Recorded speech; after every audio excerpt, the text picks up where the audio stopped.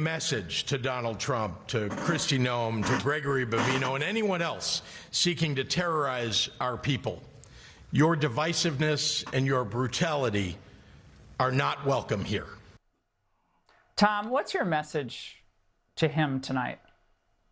Well, good luck with that. I mean, we're going to keep doing what we're doing in Chicago. Talk about terrorizing. Why don't he talk to the victims of illegal alien crime? Why don't he do what I've done and talk to the angel moms and dad who buried their children because they were killed by someone that's not supposed to be here?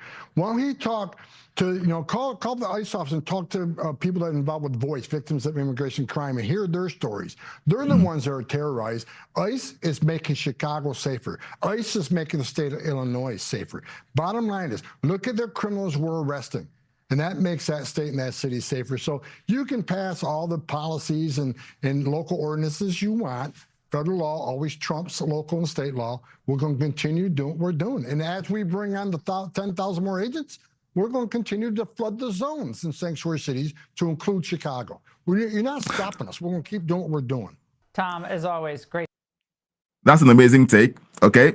We have Tom Homan absolutely destroying Governor Pritzker. As usual, they go all out to defend criminals, illegal aliens, and they want to essentially obstruct the enforcement of federal law. Now, if a governor can block federal enforcement, then I believe that affects what America really is.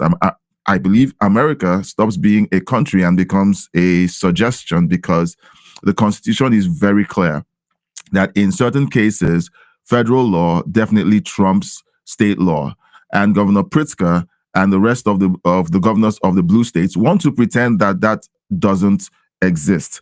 Well, welcome back to Crossroads IRL, where we do our best to cut through the noise and straight to all the evidence that we have in front of us, because facts essentially don't care about your feelings. We look at the facts and try very hard to speak the truth about these stories.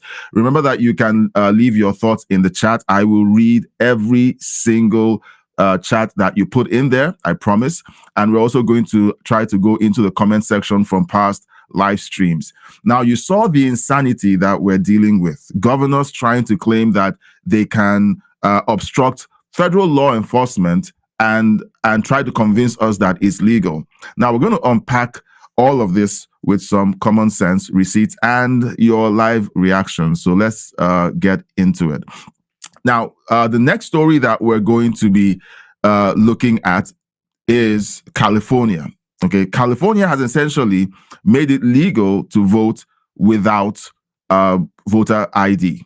It's crazy. Okay, so let's watch this video of a Huntington Beach City Council confirming that it is 100% fact that you do not need to prove any citizenship to get voter registration in California. When you go to the DMV and you get a driver's license or an ID, you register to vote, you do not need any citizenship to do that. When you get any benefits in the state of California, they send you a voter registration card. You do not need to show any ID or proof of citizenship to do that. Then you're on the voter rolls. Those voter rolls, they keep adding people on over and over and over again, and nobody's cross-referencing IDs on those voter rolls. So when you talk to Bob Page on a local level or any local registrar of voters, they're going to say, well, yeah, we've got a really great operation on site. We're just taking what Sacramento gives us in regards to the rules. We can't ask for ID on site, or we can't cross-reference ID. So the problem isn't ours anymore, right? It's that diffusion of responsibility. So the reality is Sacramento's got the problem in their hands, and they're avoiding it by pushing it around. So that's the manner in which we need to talk about this subject. It is 100% fact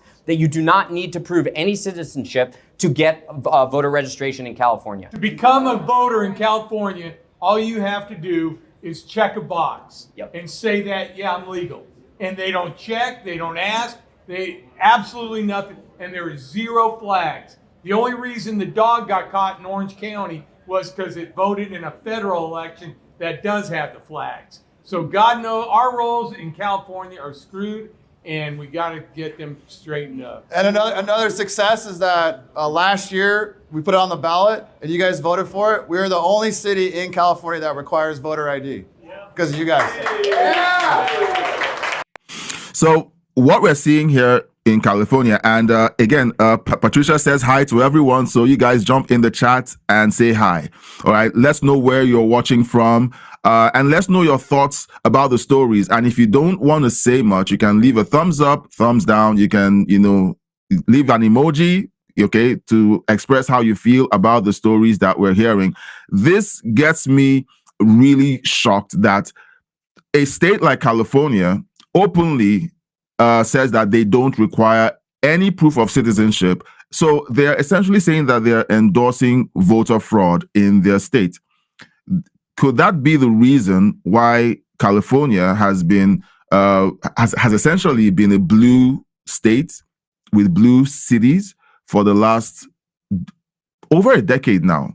Okay, since Reagan, I don't think, and okay, I think the last Republican to win the governorship election may have been Schwarzenegger, I think. Okay, so just correct me if I'm wrong. So they've essentially gerrymandered the state into oblivion, made it a blue sanctuary.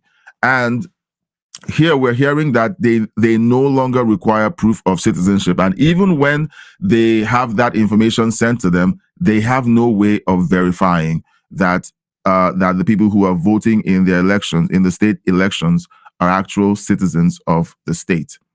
All right. So let me know what you think. Okay. Is it that the politicians in the states are complicit in allowing non-citizens to vote? Because this is crazy. If citizenship doesn't matter at the ballot box, then the country belongs to whoever crosses the border. That's essentially what they're saying. And that's essentially what they've been saying at all of these ICE protests.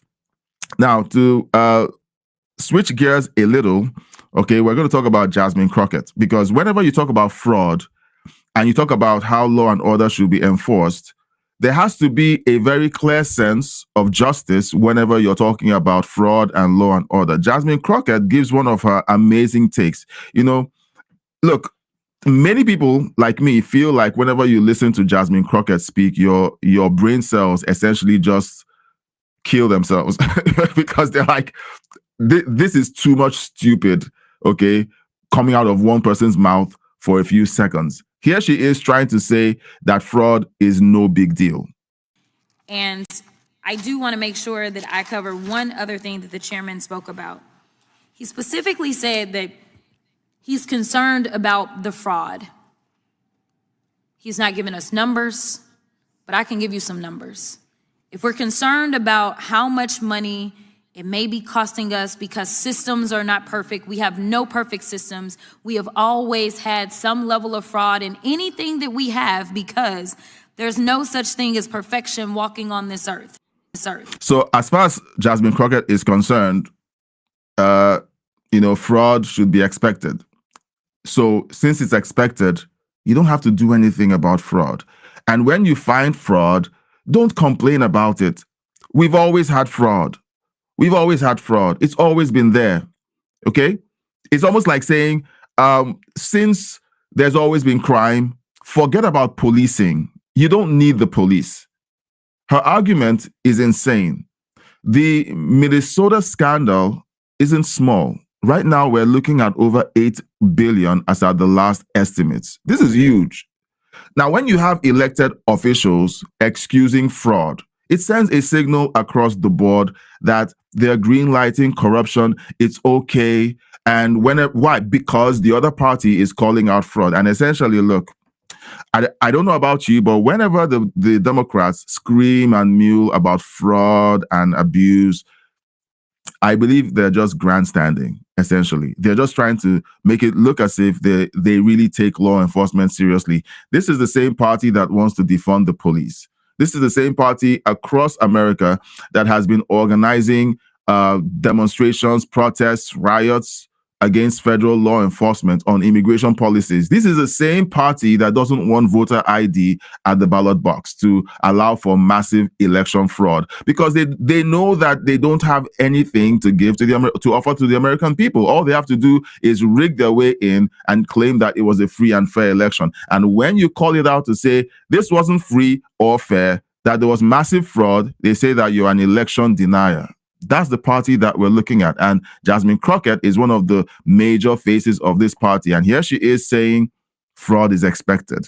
All right. Now, let me know your thoughts in the chat, because I'm like, I hear this and it's like, what on earth are we hearing? The Democrat Party continues to press their issue that they're okay with fraud. And just right on brand, you have one of them submitting articles of impeachment against the Secretary of War, Pete Hegseth. All right. Now, this is Sri Shanagar. Hello, this is Congressman Shri Thanidar. Today, I introduced articles to impeach Secretary Pete Hegseth for murder and conspiracy to murder and reckless and unlawful mishandling of classified information. Since Seriously? day one, Secretary Hegseth has disgraced that once proud office that he holds, from issuing orders to kill everybody on board a small boat with no evidence of any wrongdoing, to launching a follow-up strike to finish off survivors who barely clinging onto their life. His actions are not just reprehensible, but illegal as well. Former military attorneys have come out and asserted that his actions have risen to the level of war crimes. He also put the lives of our own troops in danger by leaking classified war plans in an unauthorized Signal group chat, which included a random journalist with no role anywhere. This guy is either a moron or like I think the right word for him is that he's a bottom feeder. All right. We covered the Signal chat. It wasn't, I don't think it was, now if I recall correctly, Pete Hegseth wasn't the one who essentially got the journalist onto the Signal group chat. It was someone else on his team who brought in that journalist accidentally. And I think that has been dealt with. And according to Sri Thanagar, he was leaking classified information. That was not a leak. It wasn't a leak. It was someone in a group chat who wasn't meant to be there. A leak is when someone intentionally sends messages to someone with the intent that that information should be spread out. Now, if you think that I am coping so hard that that I am trying to run cover for Pete Hegseth, no. It's all about common sense. These guys keep quiet when their own Secretary of Defense goes AWOL for several weeks and they don't care. Do they care about all of this? No, they don't. All they want to do is make President Trump look bad any way they can. They're just bottom feeders. Anywhere in the administration. Pete Hegseth was already the most unqualified Secretary of Defense in American history. But through his abysmal conduct, he has failed to even meet the already pitiful expectations that we had of him. We must impeach and remove Pete Hegseth as soon as possible. All right. So like I said, the bottom feeder, Sri Thanagar, who maybe has grandiose dreams of running for president someday. Sorry, that's not going to happen because you do not have the charisma. You do not have the smarts to be able to do that. And secondly, why is it that Democrats keep focusing on Trump bad, Trump administration bad, Trump racist, Trump Nazi, and they don't serve their own constituents? Okay, they look for the fringe policies that cater to the 1% of the 1% of their constituents, and that's all they focus on. That's all they obsess on. And then anytime something looks like, okay, hey, Trump looks like he's done something wrong, and to be honest, look, I don't think the strikes on the Venezuelan drug boats is a big deal. It is a big deal if, you know, there are innocent people on those boats, but clearly These are well investigated strikes. They make sure that these people are drug mules carrying fentanyl-laced cocaine across the Gulf of America on into the United States. And remember, American lives are at stake. Okay, it's an act of war if another country supports the transportation or facilitates the transportation of weapons of mass destruction. Okay, because if you have drugs that can decimate 200,000 Americans within a year, okay, that's no longer just, an issue of, okay, well, this is just all about addiction or drugs. It is fentanyl laced. They know how poisonous and how deadly this chemical is. They put it in there because of its addictive nature. And they're counting on the fact that Americans are going to, consume this, and they know Americans are going to die. The presidency has spoken to Venezuela to say, look, police your waterfronts, police your borders properly, and they don't care. So if the United States takes action to protect its own citizens, and you have senators or congressmen like Sri Thanagar defending foreign nationals who are trying to bring substances that kill American people, are these people truly American? And here he is. He's an immigrant. You can still hear his accent coming through. I'm not sure he was born in the United States. So back to the question, why do you guys allow immigrants to run for office? Look, I'm an immigrant. I am an ambitious immigrant. I am ambitious. I mean, I want to succeed in the United States or in Canada. I live in Canada. Now, if I come to Canada, I didn't come to Canada to sweep the streets. I didn't come to Canada to be the lowest of the low. No, I came because there was a promise that if I come with a dream, I can accomplish it. Okay. But when it comes to political office, I believe political office should be reserved to citizens of the country. I am not a citizen. And even after I achieve citizenship as an immigrant, I don't support immigrants running for office. Okay. Say what you will of my position, but I think it is safer for Western civilization that immigrants only, let's just say you have the first or second generation immigrants. Personally, I want second generation immigrants to run for office. Okay. The grandchildren of the original immigrants, because they've grown here.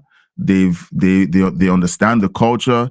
They understand the history. They own the history. They are willing to die for the country if needs be. Those are the people who should run for office, not opportunists who see that the United States is open and generous and would gladly let strangers run for office and come up with stupid takes like this. Okay, now I'm going to jump into the chat briefly. I have some chat going on. Patricia says, the first time I was mad about voter fraud was when Bill Barr came out a couple of days after the 2019 election that there was no fraud. He must have seen a fortune teller to know that. Oh, geez.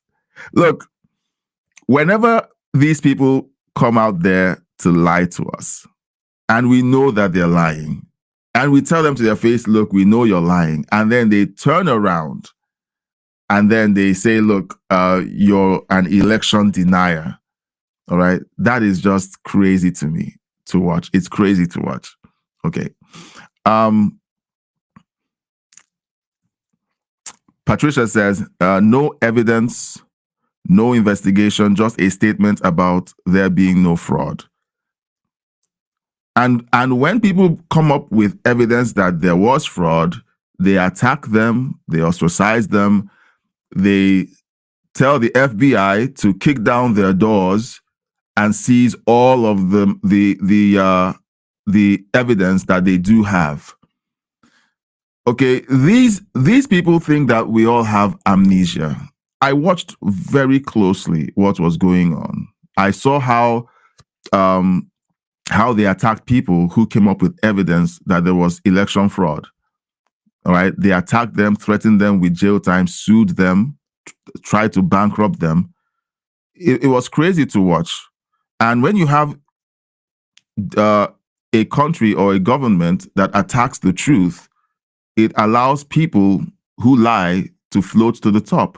You promote the worst of the worst when virtuous qualities like truth-telling are vilified. That's one of the reasons why I left Nigeria, because if you're a truth teller in Nigeria, you're guaranteed to not succeed. That's just a fact. If you can hold your nose and work with people who you know are criminals, who you know are murderers, and all you want to do is work with them so that you can get money. Nah. So it was, once I discovered that wasn't going to change, it was easy for me to leave. Very easy. Patricia says, fraud is the only way Democrats can win an election. They overdid it with Biden. No one believes Biden received more votes than Obama. Look, people are still asking, where were all the votes from the 2020 election that Biden claimed to have won? And when you do the math, okay, they essentially manufactured millions of votes that didn't even appear during the last election. So that's something to think about. Canary King says, well, the federal versus state power is a very important aspect of the Constitution. When in doubt, the judiciary decides. And the judiciary has been deciding this for months. The sad thing is, the statement of the states is what gets amplified. And when the judiciary decides that federal law, in this case, trumps state law, the media just quietly slinks away and keeps quiet about it. Maybe they announce it in a cursory, well, the Supreme Court decided and Trump won, let's move on. Or the Supreme Court decided and then they have a pundit that's there saying, look, that's why we need to pack the Supreme Court. All right, there's always a spin whenever the judgment comes through or the ruling comes through, and it's clear that the Democrats are on the wrong side of the law. They figure out a way to spin it to say, look, okay, the justice system is broken. So it's infuriating to see. But then again, we're here to watch. We're here to give our thoughts and run commentary on what's going on. With these state immigration circumstances and arguments. Okay. Patricia says, our law enforcement is based on the Constitution. Federal law overrides state law because state law has to fall into the lines of the Constitution. That keeps states from becoming dictatorships. Awesome. I like that take. And that makes sense. Okay, if the federal, if the United States, which is a constitutional republic, is governed by the Constitution, all the states need to adhere to and defer to the Constitution, and federal law is crafted based on the Constitution. Okay, so that's a nice way to understand it.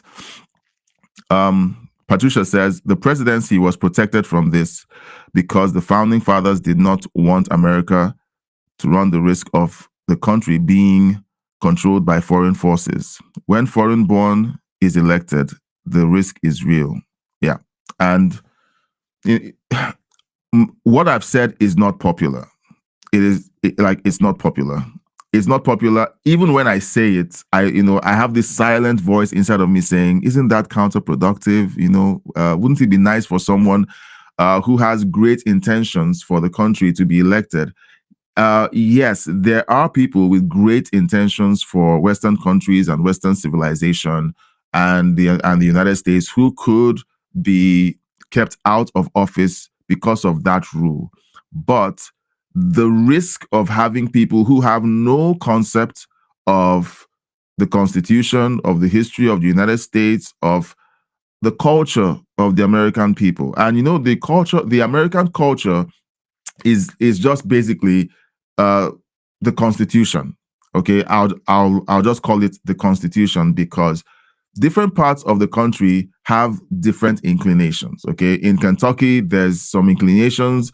In California, there are other inclinations. It's always been that way. In New York, different constitutions, not constitutions by way of document, but behaviors, attitudes exist in New York. A New Yorker, might go to Mississippi and he looks strange. He talks strange. His accent is different.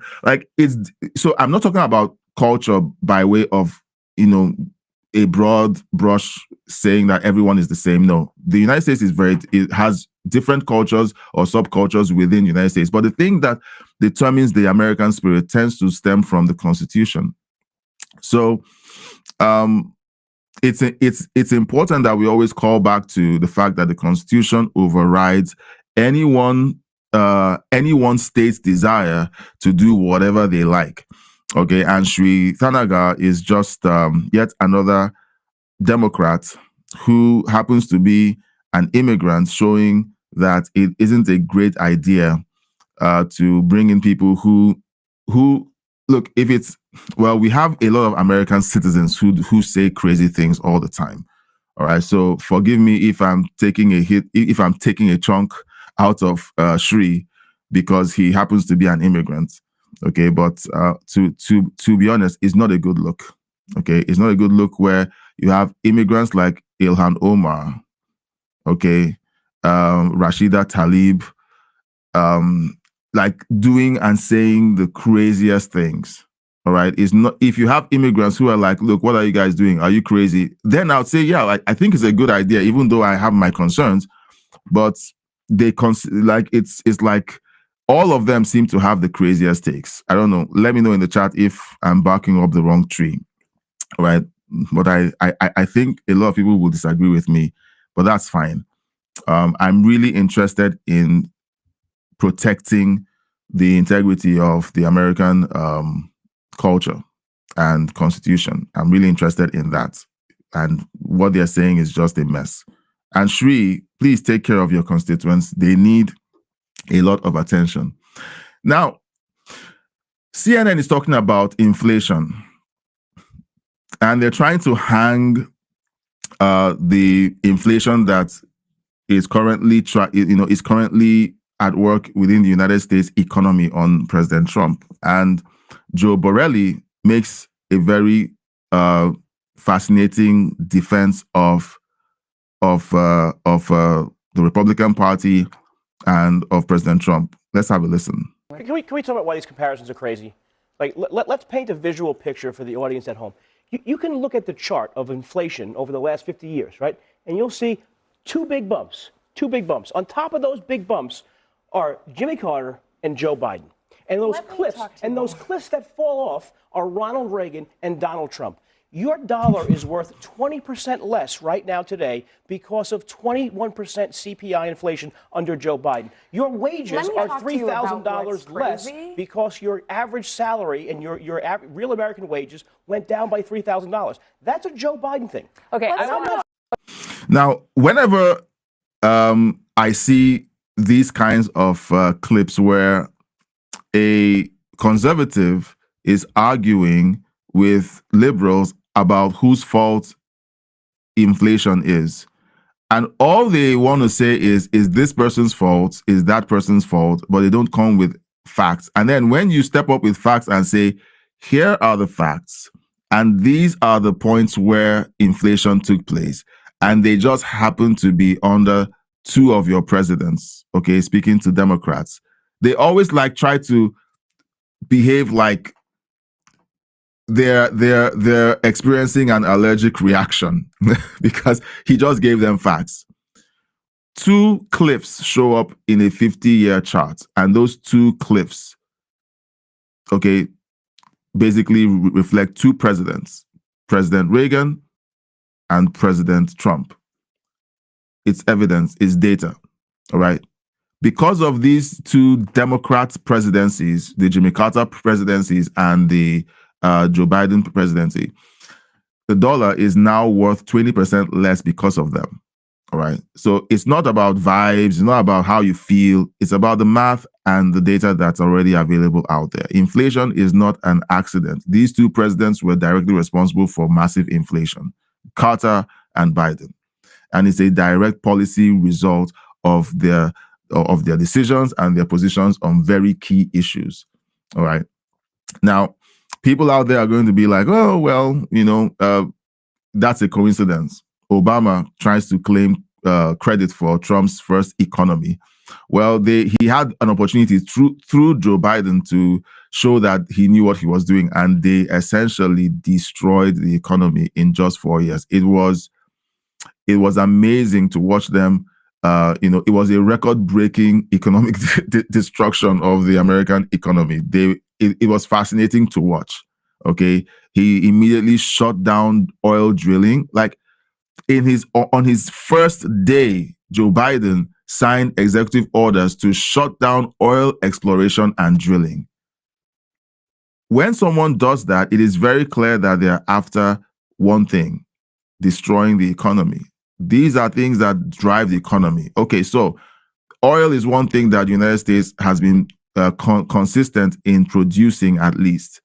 Okay, manufacturing was shipped overseas to China.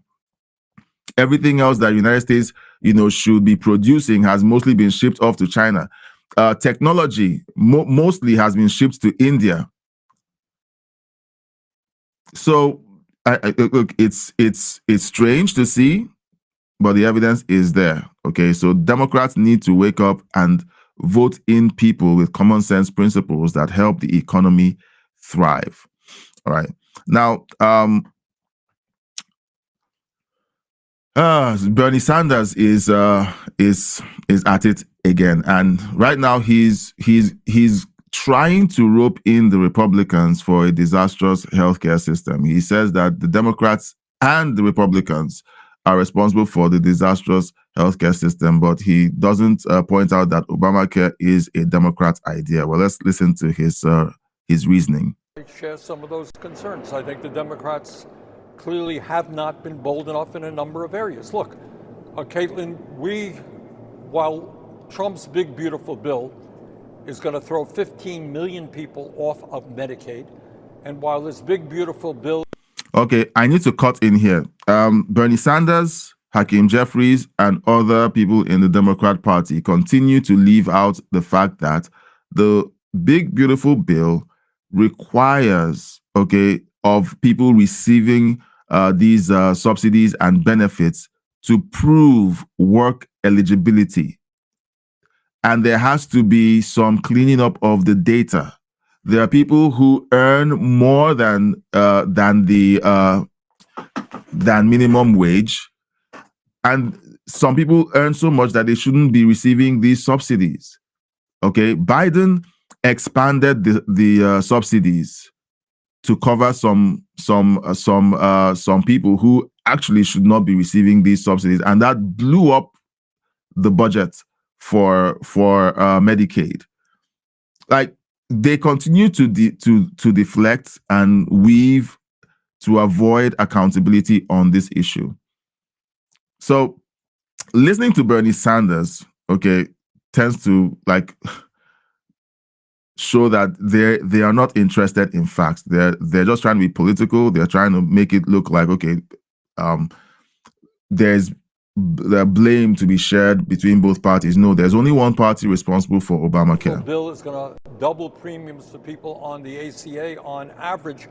The truth of the matter is, before the big, beautiful bill, our healthcare system was a disaster. It is dysfunctional. And the American people and Democrats have got to deal with the fact. Why are we, the richest country on earth, the only major nation not to guarantee health care to all people? Why don't we have enough doctors and nurses and dentists? Why is our life expectancy lower? Guaranteeing health care to all people is a myth. Now, I'm going to kind of backtrack on that a bit, okay? I live in a country where healthcare is in a way guaranteed. I have a health card. As a legal immigrant, I get a health card. I pay taxes. I pay taxes. And because I pay taxes, part of what the taxes I pay are used for is to fund the healthcare system. But there are challenges to a social welfare or a social healthcare system. And that is that there's always shortage. If you need a certain procedure, sometimes the specialists in those procedures, because they are paid by the state, aren't really available. So many people in Canada have to fly to other countries to get certain procedures done because the wait list is so long. All right. So there are good sides of universal healthcare. There are people who come here and they receive world-class healthcare, and it is a blessing. It's like, okay, wow, amazing. I've experienced it.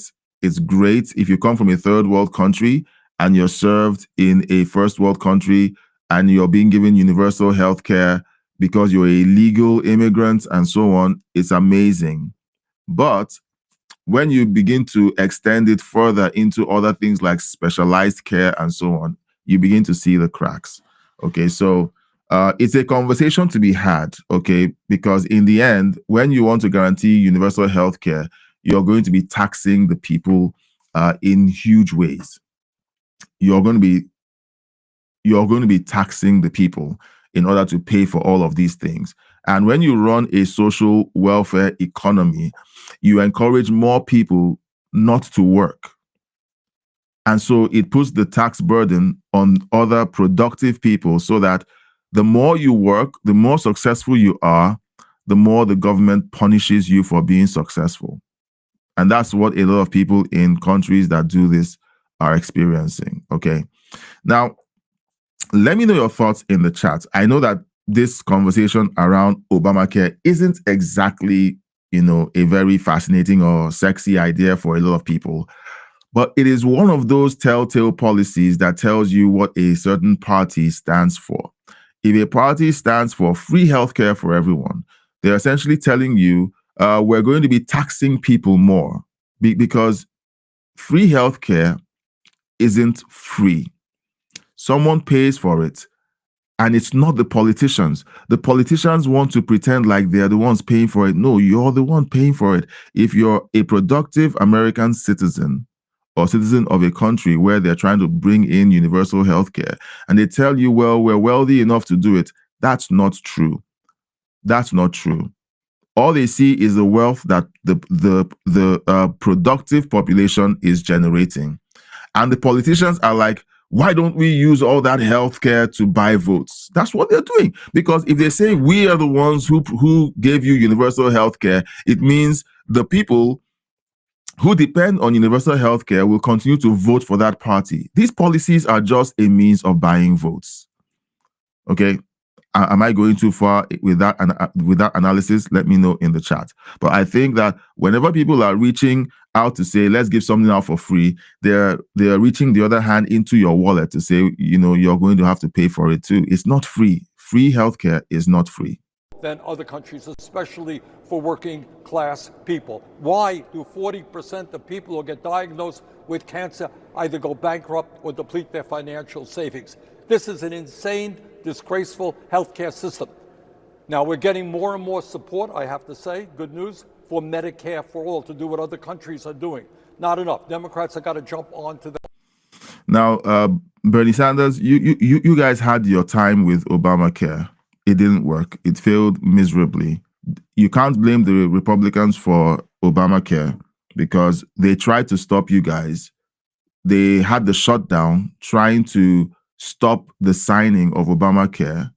You guys didn't want to let the American people know what was in that 4-foot-tall stack of papers. And now the American people are seeing the effect of that 4-foot-tall stack of papers. And it is hypocritical to sit in front of a camera and try to say the healthcare system is disastrous without owning the fact that it is your proposed healthcare system under Obamacare that has created this massive disaster.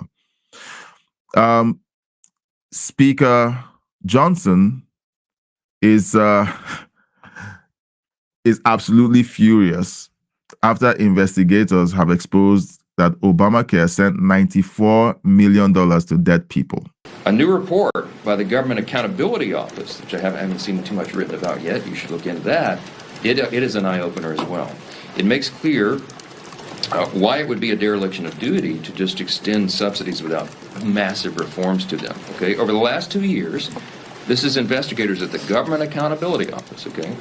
They submitted 24 fraudulent applications for the ACA subsidies, the Unaffordable Care Act subsidies, Obamacare, okay? Of the 24 fraudulent applications that they created intentionally to just see what would happen, 23 of them were approved. These applications were completely fraudulent. The investigators did not submit any Social Security numbers, citizenship documentation, or reported income documents. And 23 of the 24 applications were still approved. 18 of those, by the way, are still receiving coverages. They were as of September of this year. That means the Obamacare exchange and insurers didn't verify any of the information they were supposed to under the law, and they proceeded to pay tens of thousands of dollars to insurance companies for people who do not exist, okay?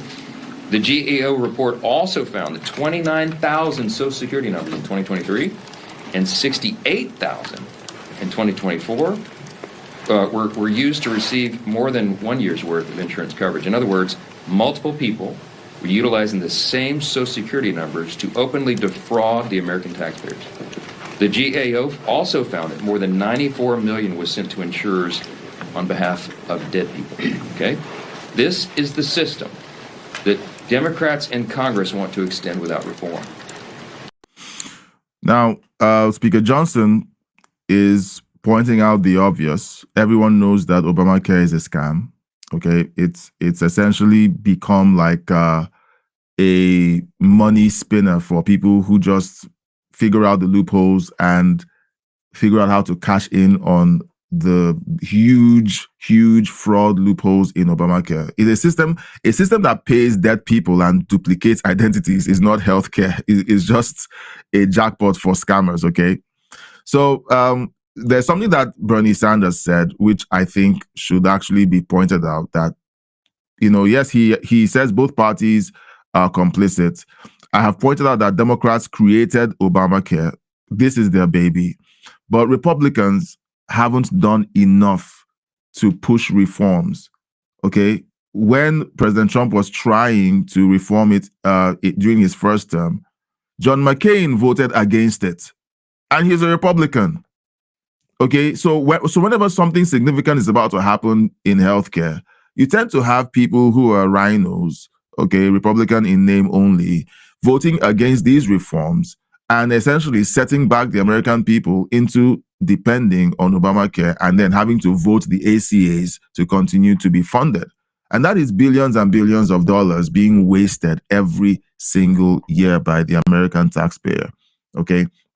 Now, let me know your thoughts in the chat. If you're watching and you've stuck till this point, please consider subscribing to the channel. Hit the bell icon. It lets YouTube know you're interested in being notified about future live streams that we will be having. We go live every day at noon Eastern and at 9 p.m. Eastern. So please subscribe. Hit the bell icon when you subscribe and hit the thumbs up icon, okay? Hit the thumbs up icon. It's the like button that lets YouTube know that you believe that other people like you might like this content and would like to come back to watch our live streams and our videos. So please consider hitting the like button. If you don't like the video, hit the thumbs down button. It's fine too.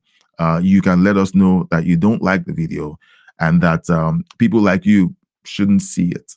Okay, so that's also okay. It's okay to do that. All right, please consider sharing the video with your family and friends. We would like to let more people know about this. Something weird is happening with YouTube, and it is weird because in the past, YouTube would only depend on certain kinds of reviews. Like they would wait until the live stream is over, and then they would review the transcript before determining if the transcript is contains concerning content or not. But right now, they are reviewing the transcripts of live streams in real time with the AI. But the sad thing, or the sad part about it is, because they do this in real time, they are manipulating the reach of our videos. They essentially read the transcript and decide who gets to see the videos. So we've gone from having a lot of views to having fewer views because of this adjustment by YouTube. Am I complaining? No. It is YouTube. YouTube tends to change the algorithm occasionally to try to improve the platform and make it work better for YouTube and also hopefully for the creators. So when we ask you to like, subscribe, share, it's important that you understand that we need your help to spread the message that we're trying to spread. And what is the message? My message essentially is just tell the truth and learn to think for yourself. All right. So that is essentially what I'm trying to do here.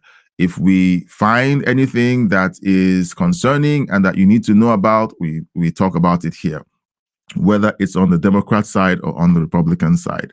So so if you like the laid back, easygoing, even conversations that we have here, especially when we engage the chat, then please consider supporting us with a like, subscription, a subscription, and by hitting the bell icon and by sharing the video.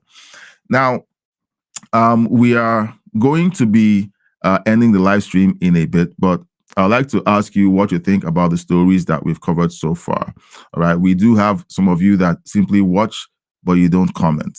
Okay, so we do have comments that come in after the fact, and we do read your comments.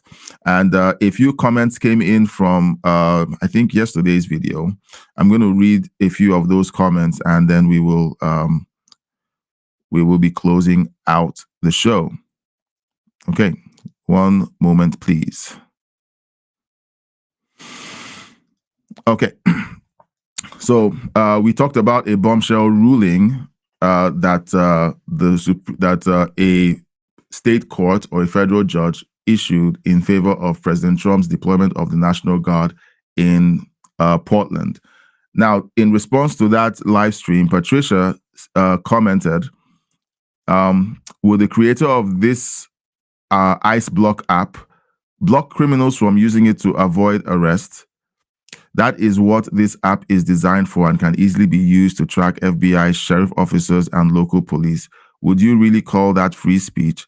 Now, this is referring to the ICE block app. The ICE block app was designed to dox the location of ICE officers, to let people know, especially illegal immigrants, know when ICE was coming to pick them up. The creator of this app had an interview on CNN, and I think they also had an interview on TDSBC. And their claim was they just want to help immigrants. And that's the problem with leftists. They try to conflate words to make it seem like they are on the right side of the law.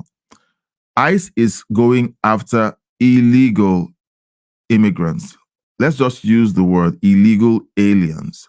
These are people who broke into the country illegally.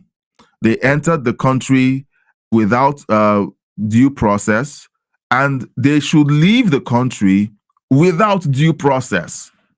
All right, these guys always come up and try to argue, oh, you need due process. Excuse me, did you break into the country illegally? Yes, you did. Due process is you get deported. It's as simple as that. The ICE creator says, well, we're trying to protect immigrants. No, you're not. Because most of the people that ICE is after are people with arrest records who have committed crimes. Then ICE knows, here's where they are. They're in this city. Go pick them up. And then the cities refuse to cooperate with ICE, protecting criminals who have either assaulted, hurt, or stolen from local citizens. Isn't that insane? Every time I talk about this, I just get fired up because it is madness to watch how they continue to support insanity in their communities. Patricia says this is not a free speech issue. It is an issue of enforcing laws. Real laws that have been passed by Congress and signed into law by a president, and that president was a Democrat, okay, mind you. Okay, so Democrats pretend they want to behave like it was President Trump that brought all of this up. They're the ones that signed this into law, okay, when some of their policies were common sense policies, when they hadn't lost their minds. Patricia says the states have all passed their own laws and have law enforcement officers in each city, in each state, city, and county to oversee that these laws are carried out. Patricia continues. Anything that a person does to block law enforcement from doing their job is called obstruction. And that's what infuriates me whenever I see these people obstructing ICE officers, having these protests and sitting in front of their trucks. And then when they're moved out of the way, mainstream media says, oh, they're arresting citizens. When you look at the app as a tool for obstruction to keep law enforcement from carrying out lawful orders, you have a breakdown of the law. Okay. Now, while I'm reading out these comments, all right, you can leave your own response to the comment in the chat. You can leave a thumbs up. You can leave an emoji. You can say something about what you think about what I just read about the comments from Patricia. But look, let's just say the truth about these things and stop playing these stupid games. Okay, if you play stupid games, you win stupid prizes. Okay, it's crazy that people encourage people not to abide by the law. They're like, you don't have to. If I obstruct law enforcement, it's free speech. And then mainstream media supports that insanity. Ugh, jeez. Okay, so I say that leftists are allergic to facts. I am allergic to stupid. Okay, I am allergic to stupid. Maybe I'm going to do a t-shirt, okay, and put it in the merch store. Meanwhile, another way you can support us is by supporting us in the merch store. There's some drinkware in the merch store and some hoodies. You can buy them. It's a way of supporting us. It's winter. Some of you need to hang on to something hot to keep warm, or you need a hoodie. Okay, so we have hoodies as well in the merch store. So please help yourself with those. Okay, now it's crazy to hear these arguments, and then when you're trying to break down the common sense in their argument and there's none, it's like, okay, so what did they take leave of their senses? Sometimes I think they actually do take leave of their senses, but I think most of the time they actually mean what they say because they want to control the narrative. This type of action, Patricia says, can create feudal states that stop following all federal laws and make laws that are against the Constitution. We cannot let this happen over people who have no legal right to walk on American soil. All right. The Democrats keep screaming about a constitutional crisis. They are the ones creating the constitutional crisis. When they decide that they don't want to follow federal law, and they choose to encourage the obstruction of federal law, and they run cover for organizations like Antifa that attacks federal agents. Look, it's just insane. Okay, this is just insanity on steroids. Okay, whenever you have people who encourage criminal illegal immigrants to populate their cities and states, they are increasing the crime in their states, and they're making it unsafe for law-abiding citizens to live there. And that's why California has seen mass migration away from California to other conservative states. And they say that everything is fine. All right, so I'm checking to see if any of you has a comment in the comments in the chat. I'm still keeping my eyes on the chat. Patricia says, if you want to argue about protests, then are the protesters protesting the wrong people? Okay, are they protesting the wrong people? Patricia keeps going. The federal law and immigration court has processed the people and given the order to remove them from the country because of fraud and false claims, along with the illegal aliens committing crimes. and well, some of them try to appeal. They try to, continue their, arguments in court and so on. But some of them have received more than 2-3 orders of removal because their cases aren't valid. But they continue to go back, and when they are arrested by ICE, mainstream media and leftists say, "Oh, look, Trump is being an authoritarian and a fascist. He's removing our neighbors." It's just clown world.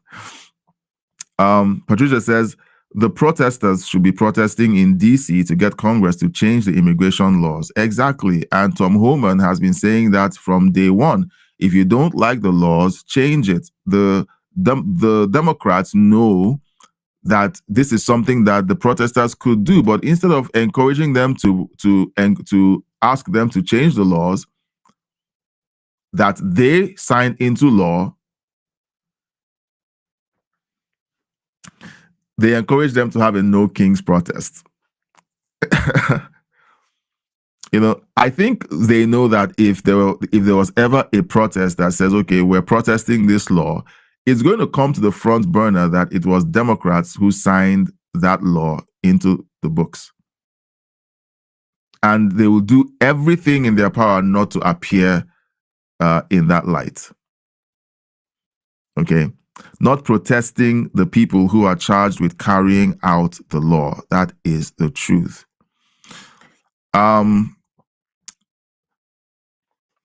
Patricia says younger generations do not know what this country went through because a president allowed people to enter America without knowing who they were. They entered under false information. They went to flight schools to learn how to fly our commercial airlines, and then they flew planes loaded with people, American citizens, into buildings full of American citizens. Terrorists attacked America because of lax border control. Now we have known terrorists who have entered the country freely over our borders once again under a Democrat president, might I add. People have been killed by illegal border crossings, hundreds of thousands with fentanyl, more killed by murderous illegal aliens, injuries to people from physical attacks and the R word. Okay, I've talked about the AI tracking the transcript, so let's behave. Children have been assaulted. How do we keep our laws enforced if we cannot control who enters the country? We are at risk for another 9/11. And who will say never again over the next attack? Okay.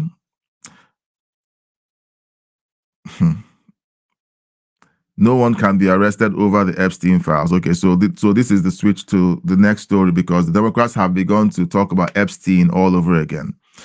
All right, so Patricia says no one can be arrested over the Epstein files, not until a victim presses charges against a person who violated them. How many of those lawsuits have been filed? Not one. So Epstein, essentially, if I'm understanding Patricia's comment here, it appears that Epstein is looking more and more like a distraction. If no one is going to ever be arrested and put on trial over the Epstein files, then it's only going to serve as a distraction. Okay, so let me know what you think of that statement that I just made.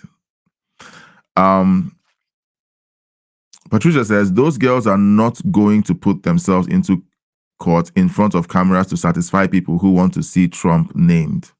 True.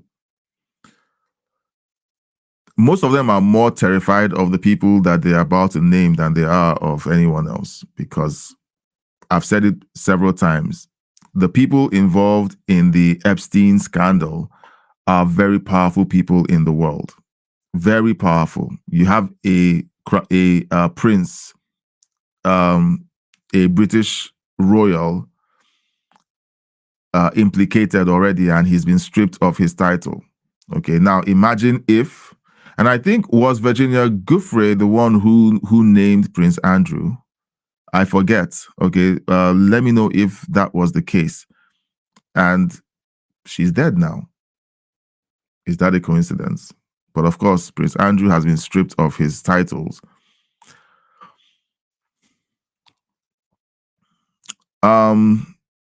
Patricia says, because the truth is that there are high-powered Democrats who will crash and burn if that is ever accomplished. Okay. Democrat supporters would be highly upset to find out their people are the ones named in those lawsuits. Bill Clinton will be the first one to fall. Everyone is calling Clinton out. Well, let's see if that ever happens. And then we have another commenter on the same live stream. Let's see. Luis Avila says he's an idiot. Okay, let's see who he's referring to by reading the rest of it. China is using unrestricted warfare to defeat America, which includes drugging our youth.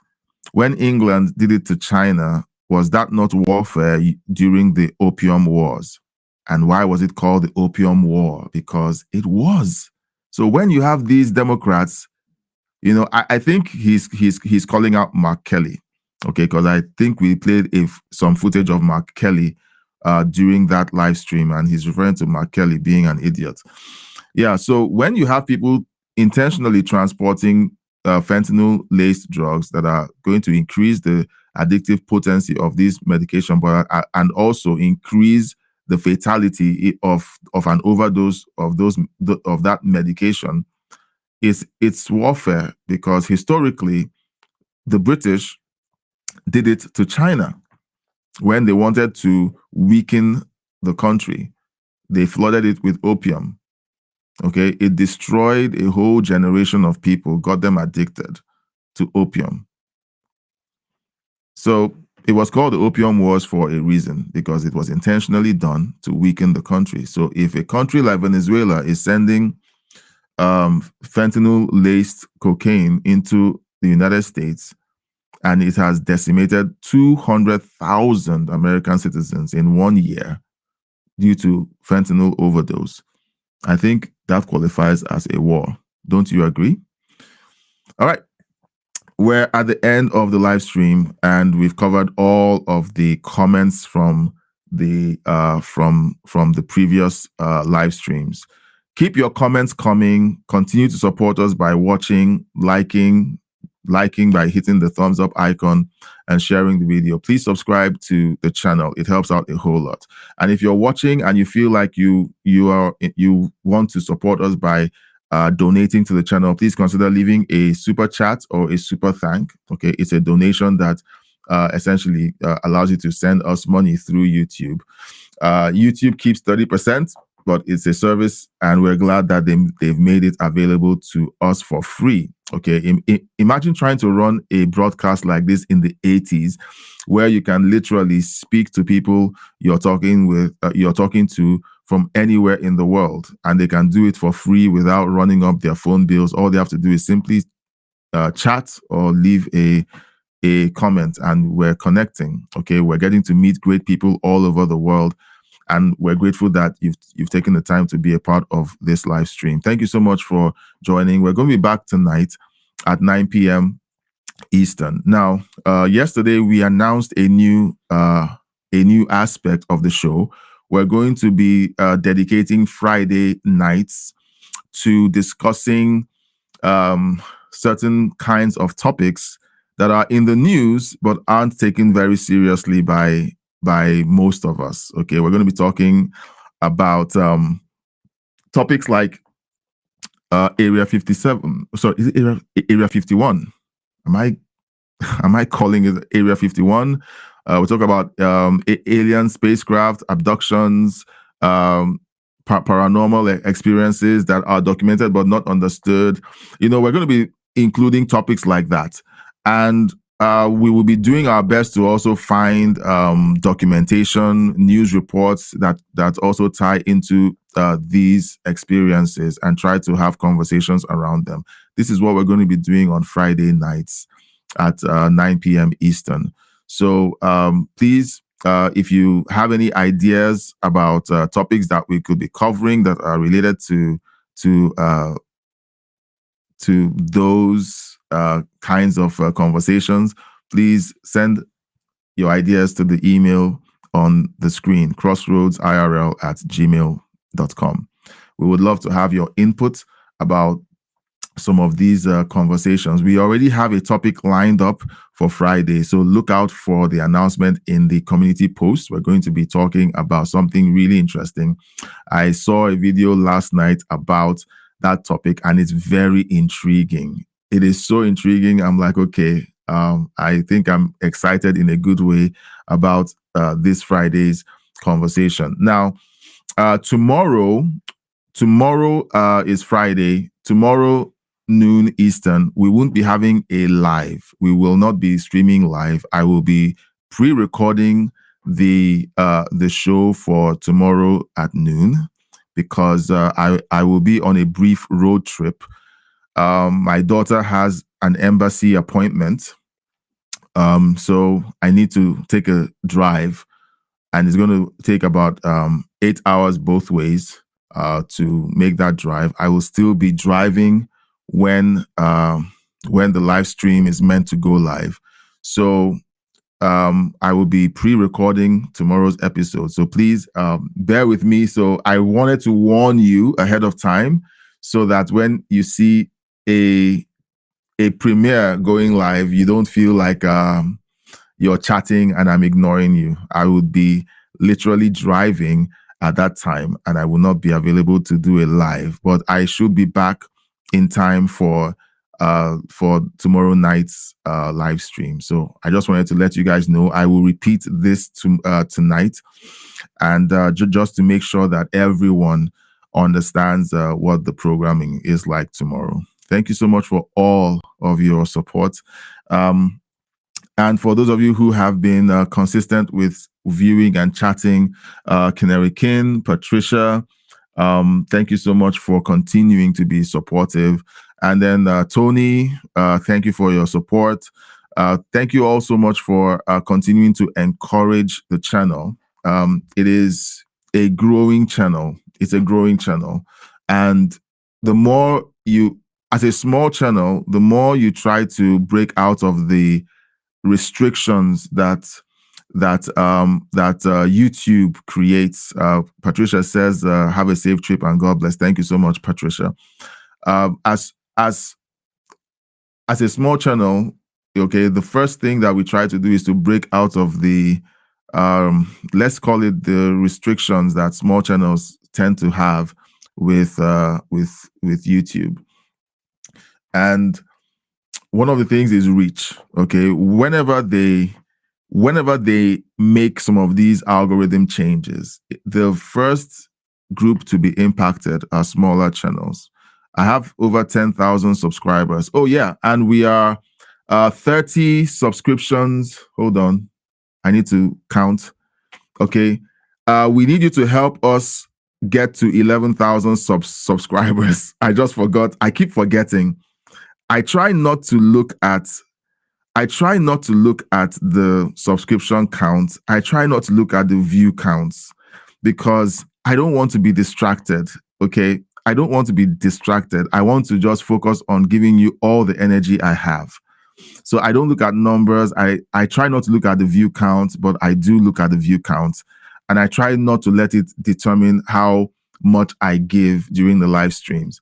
We have 18 more subscriptions to go to crack 11,000 subscribers. Now we're pushing towards 100,000 subscribers in a few months. We're trying to ramp up the subscriptions and the views, so subscriptions have a way of also impacting views, because if people subscribe and they keep watching, it improves the views. So help us to cross over to the 11,000 view mark. All of the shows and all of the things that we're doing are to add to the quality of the content that we're putting out there and also to essentially make sure that we're providing valuable content to you. I don't know if I just rambled right there because I kind of lost my train of thought because I started thinking, okay, I haven't read Patricia's latest chat. Patricia says Friday night is going to be explosive. It will be explosive. Like, I have these videos that we're going to play. We're going to, on Friday night, okay, so last night we had our first call-in show, okay? At the halfway mark, I think it was the halfway mark, we activated the call-in feature. And Patricia was on. It was phenomenal. It was like, man, it was like we're talking and talking and talking. And do you know what?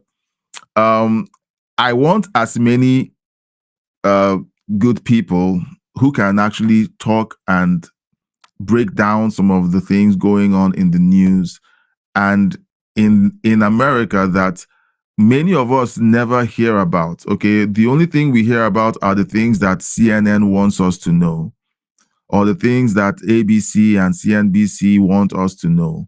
How about the stuff that's happening? Like Patricia talked about an incident that took place in Kentucky where an airport that had no traffic or very little traffic suddenly had a bunch of immigrants being flown in. I think it was in Kentucky. You know, and it's like these are things that aren't being reported, but people who live in that state and know what's going on are talking about it, but mainstream media ignores it. They don't want you to know what's going on. They want you to continue to feed on a narrative. They don't want you to know what is going on at the ground level. All right. So I love the fact that we were able to do that. And I want to be able to do that more. In fact, I want more talk, more like do the news stories that are out there, cover them for a few minutes, and then we just talk about them. Okay. So I love what we were able to do last night with Patricia on the call-in. I'm looking for more people to be able to join the call-in so that we can break down these things. Look, I want common sense takes on the news. I don't want narratives, and I certainly don't want people who are just out to just do verbal diarrhea about their biases. We want to talk about the facts. We want to talk about the stories. We want to talk about the things that people don't want you to talk about. Okay, tomorrow night we're going to talk about stuff that we're going to put on our tinfoil hats tomorrow. Every one of us has a tinfoil hat. So break out your tinfoil hats tomorrow. Okay. NASA imaging. Like, I don't know. Maybe tonight I'll hint at it, but maybe I'll just hint, and then we do a big review tonight, maybe about what tomorrow night's show is going to be about. Break out your tinfoil hats. We're going to talk about stuff that they don't want you to talk about. Because here's what paranormal activities do. When you begin to break down paranormal activities and current day science doesn't have an answer to it or for it. Okay, all the PhDs and all the people with from MIT can't explain it. The one thing you begin to turn to is the spiritual, and they don't want you to turn to the spiritual. Okay. So we're just going to break down something massive tomorrow. I mean, I'm excited for it, and I hope you are too. Help us get to 10,000 subscribers. Okay, you can't see my screen. I'm looking at the YouTube studio app, and we're at 10,982 subscribers. Now we have all those subscribers. How come we don't have more viewers? How come? So we're trying to kind of rewire the algorithm for the channel. We're trying to get more live streamers, people who want to watch live streams. We're going to be clipping some of the last few live streams and republishing them on the platform. A bunch of the viewers prefer 5-minute videos. So we're going to be clipping a bunch of them, and we're going to be releasing them over the next few days, so that people who are more comfortable with shorter content watch those. Because look, last night's conversation was great. You know, I was like, this reminds me of some of the shows that I enjoy watching. Okay, I have shows that talk about movies and TV shows, and all they do is they read headlines, they read the stories, and then they just talk. Okay, so this is going to be one of those experiences. Let me look, guys. You know, I don't know. Maybe Canary King will say, "Well, I think it's a good time to close the live stream." But do you know, guys? This is the part of the live stream that I enjoy. At the end of the news. At the end of the news, breaking down the news, talking about my take and reading the comments. This is the part of the live stream that I enjoy, the very tail end of the live stream, when I just get to talk to you guys about what's on my mind, what's on my heart. And I hope that you guys will feel free to tell me what's on your mind and on your heart as well during these segments, okay? This is where we just spitball, and this is where we just talk, okay? So,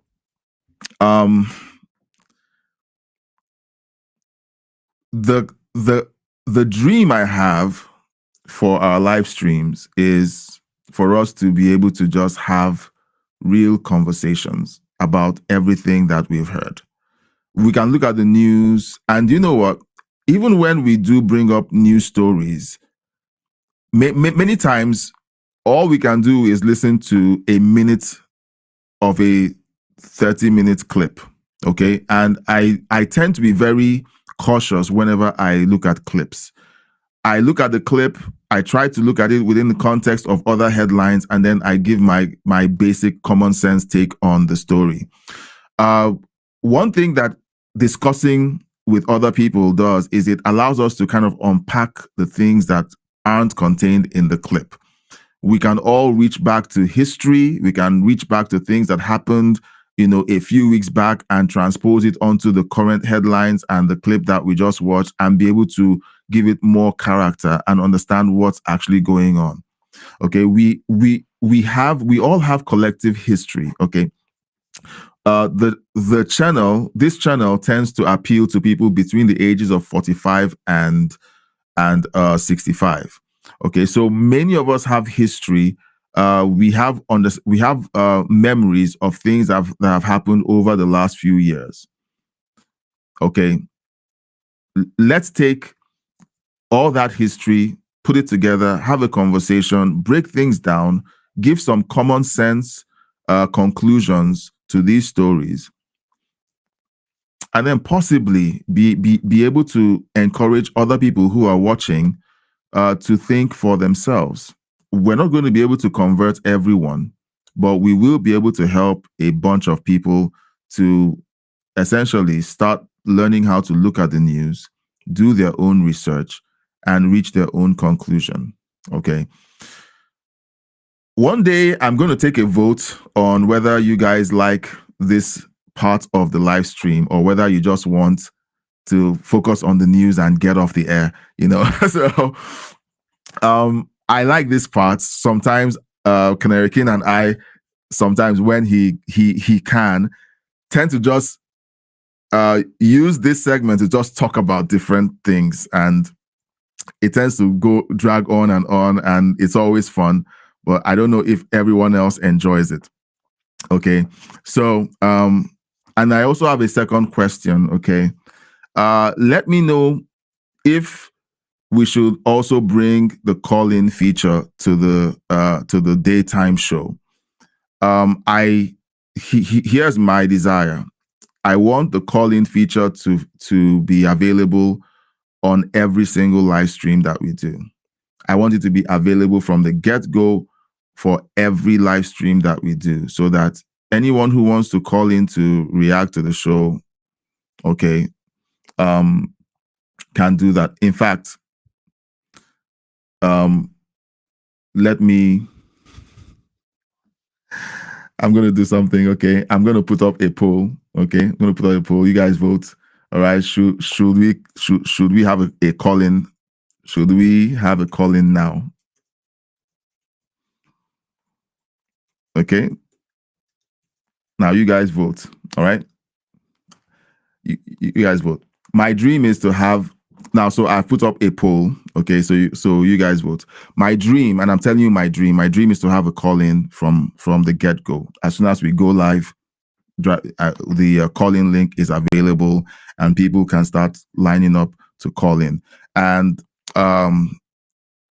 for members of the channel, okay, for people who are part of the channel, okay, Canary King, Patricia, Tony, you guys get exclusive time on the call-in. So that means you can stay throughout the show, you know, and then we can talk among each other. Okay, that is something that is exclusive to you guys. Everyone else who calls in can only come in, give their take, say goodbye, and move on. Okay, so this is a privilege that is only afforded to Patricia, Canary King, and Tony. Okay, so I'm just going to tell you that this is what I want to do. This is what I plan to eventually be able to do. Should we be able to do this during the daytime shows? If not, you know, then I mean that's fine. You know, that's fine. I'm looking at the poll. So the call-in gives the show gives the audience more power in being able to help round out the narratives that we're seeing in the media. Okay. All right. We have a vote for yes, let's do a call-in. Okay. Now, the rest of you who are watching, please vote. Okay. Should we have a call-in now? Should I open the phone lines now? So that, I mean, if there's one story, two stories that we can quickly talk about, I'll open the phone lines and you guys jump on it. Okay. So there has to be, more people voting. There has to be more people voting. And whether you, now, I know that call, okay, so let me talk to those of you who are shy about putting your voice out there. Okay. You don't have to let us know your name. You don't have to put on your camera. All we need is your voice. So you can join the call in and you can hide your camera. You can just say, okay, my camera is going to be off. Okay. That way, if you're self-conscious and it's going to help you to express yourself more during the call in, it will be helpful to just turn off the camera, because when you join the call, you have it's like joining a Zoom call. You get to decide to turn on your camera or leave it off, and then you join the call. So we will accommodate people with faceless expressions so that you're more comfortable with being part of the show. Yeah, so my dream is having people call in, have these conversations, and essentially allow you. Sorry, hold on. I want to check the backup channel. Okay, backup channel has someone. Okay, so let me put the poll there too. I want to apologize to those of you who watch on the backup channel.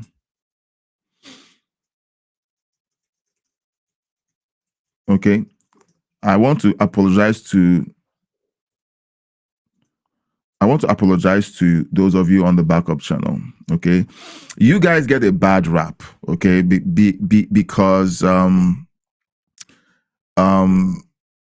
we have more subscribers on the main channel. The main channel has 10,982 subscribers. The backup channel currently is at 368 subscribers. Okay, and all 368 subscribers came in through content that we reposted. So everything that we post on the main channel also goes into the backup channel. So it's all the same the same content that is shared across board. All right, so I'm going to give about a minute, okay, and then I'm going to close the poll. If you want to join the call-in, okay, go ahead and vote, and then I'm going to make the link available if we have more votes saying yes. This is how elections are won and lost. Conservatives tend to think if I don't vote, it means a no. No, if you don't vote, you're indirectly voting for the other idea that you don't support. I've watched people who are conservatives say, I don't want to vote because I don't support either candidate. Both candidates are bad. And then I would say that's a childish way of approaching life. It's a childish way of approaching life. If you're going to, if you look at options and you have two bad options, look for the option that inches closer to your values, and then you vote that option instead. Okay, that's what I would say. All right, because not voting at all possibly gives the worst option more power in your elections. Okay, so we're going to have 30 seconds left before we close the votes. The afternoon segments are lunchtime segments. So most times people who are watching are listening and they're on the job. All right. 10, 9, 8, 7, 6, 5, 4, 3, 2, 1. Okay, so we have 100% on the main channel saying yes, we want the call-in feature activated. So I'm gonna send the link there.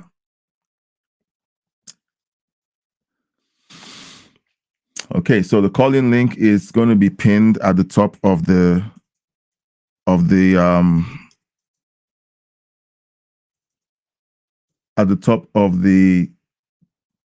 chat window. You can click on the link, and then you can join the call-in. All right. Now this benefits everyone on the main channel. So if you see the link pinned to the top, you can click on it and then join. All right.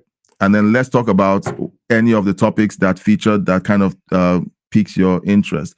The poll is still open on the backup channel because you guys got the link, got the poll late. So we're going to wait for you guys to make up your mind. Okay. All right. So I'm waiting for, okay. Patricia. Hi, Patricia.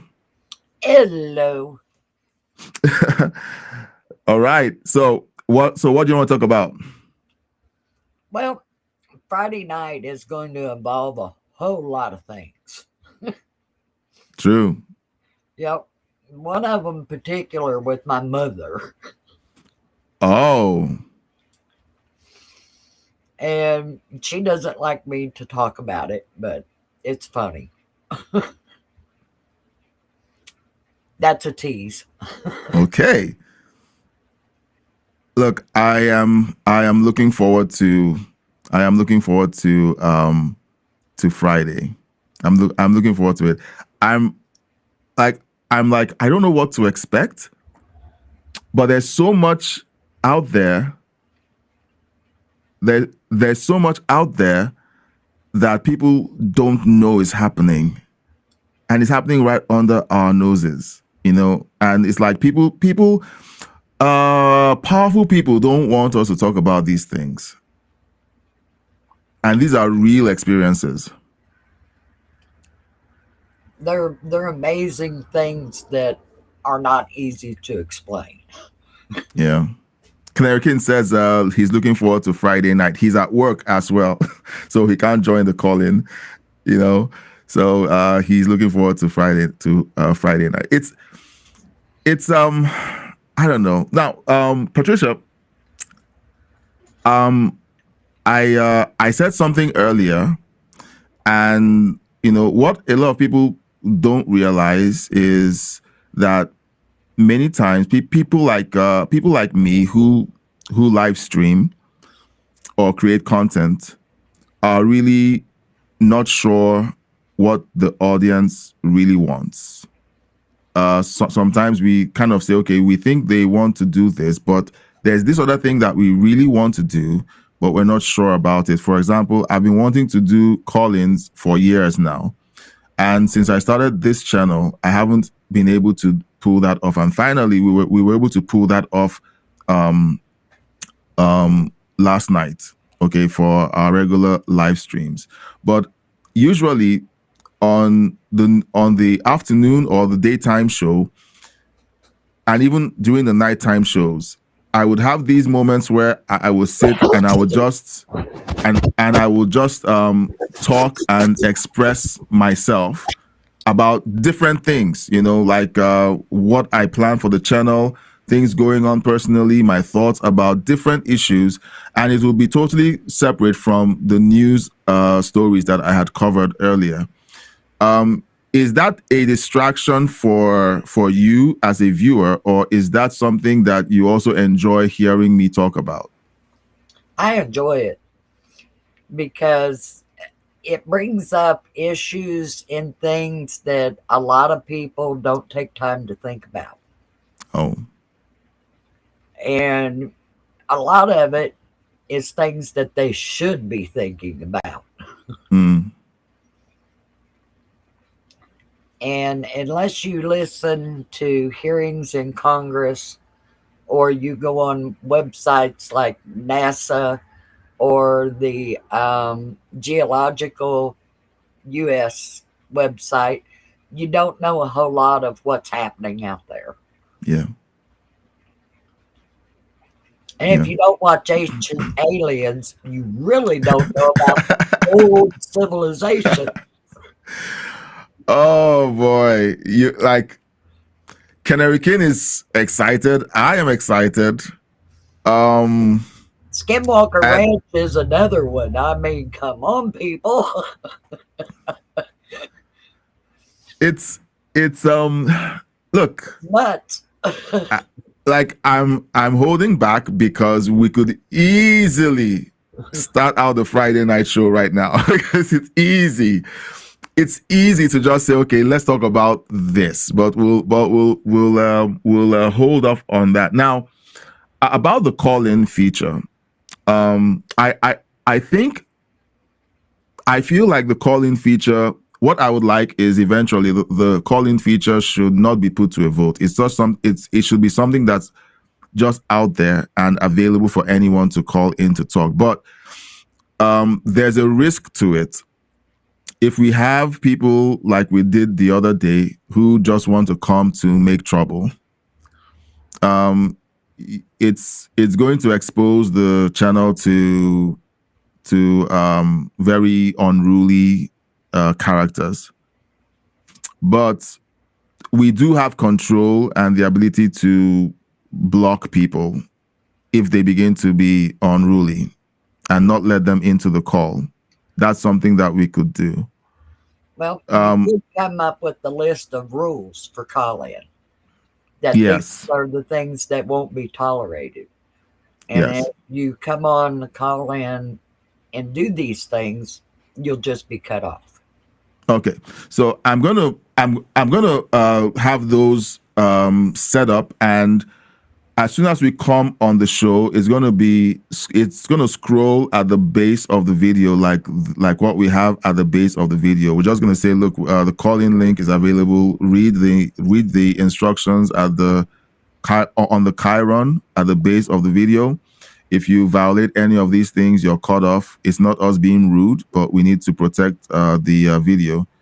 There are some really horrible people who would just come on to try to take down the video, and they would there's a lot of trust that has to go into being able to agree that someone can show up on the video. So what I will do is I would have to kind of take a look at who's joining, make sure that they are decent, because sometimes people actually expose themselves trying to get the YouTube algorithm to shut down the live stream, like saying things, and they're supposed to be the side that's reasonable. It's insane. Like, I don't know. We live in a very strange time. Reasonable. They really think they can be reasonable while being unreasonable. Yeah. Yeah. So, which of the stories from today do you want to kind of talk about before we go off the air? Because I did cover Tom Homan, the insanity in California, Jasmine Crockett. Oh, that one. And then Sri Thanagar submitting or filing articles of impeachment against Pete Hegseth. Like that for me. Okay, let me ask you, and I know that this will be like a minefield. I said some things about first-generation immigrants running for office. I don't agree to that. Okay. I don't either. I don't agree. I'm an immigrant. I am an ambitious immigrant. I'm ambitious, but I don't think that my ambition should be to run for office. I don't know enough about the culture. I don't know enough about the story of the country that I'm living in. I've lived in Canada for, this will be my 3rd year, entering into the 4th year. And I don't know enough about the culture, the people, the story of Canada. Culturally, I am still Nigerian. Culturally, I was raised and I lived in Nigeria for 40 years. I can only be a Canadian in name only once I'm a citizen. I will try to defend the integrity of the country, live as a law-abiding citizen. But when it comes to creating legislation that matches the culture of the country, I would be a fish out of water, because I would always revert to trying to do things like I did in the country I came from. So that is an honest take, but it's not a popular take. So what are your thoughts? You mentioned in America, the different areas around our country that has different culture. Yeah. And that's like, I grew up in the greater Cincinnati area, and that is a very concentrated German culture. I have, well, my last name explains it. That's my maiden name. And yes, I am half German. But I am 2nd generation from my German grandparents. Yeah. So I mean, it's okay to have your culture from your ancestors. We all have that. Yeah. Mine is so mixed up that it really doesn't matter anyway, because we have German and French and Spanish and Italian and English in our family culture mix up, which makes it a mess sometimes. We call it a Heinz 57. It's got a whole bunch there in the background, including Native Americans. So, yeah, people who have told me I was prejudiced, I have to laugh about that. And I said, if I was prejudiced, I'd have to hate myself. And I don't hate me. They use these words, and I found that they use these words to just get you to be quiet, you know. And it's sad that in the world today, people just don't want to have an exchange of ideas. They just want their voice heard, and everybody else be quiet. Yeah, and sadly, their ideas are really hurtful to people being able to live with knowledge. With knowledge, and also to be at peace with each other. It's almost like if you don't agree with me, you're hateful, you're bigoted, you don't like people, and we should make sure that you're silenced.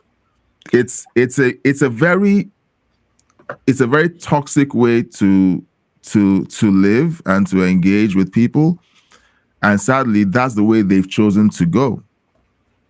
When during 2019, I was on Facebook a lot, and friends of mine and I would get on there and talk about the differences in the candidates running for president. Yeah. And a week before that election, I dared to mention Hunter Biden's laptop. All at once, they went back 7 months to a post I'd made in May about comparing Antifa to Hitler's brown shirts. And they used that to kick me off of Facebook for 3 months. I think I was the only person in our group that ever got that long of a sentence in Facebook jail. Wow. And I came to be very distrustful about Facebook. And I very rarely go on Facebook anymore because of their policies and what they did. Yeah. And we knew what was going on. We knew they were kowtowing to what the Democrats told them to do. And it made a very huge mistake for American voters to not know about that laptop and what was on it, because it wasn't just Hunter Biden's bad actions. It was stuff about his father. Yes. And the American people deserves to know who they're voting for. Yep. And that's what a lot of Americans ignore when they go to the polls, is who is that person?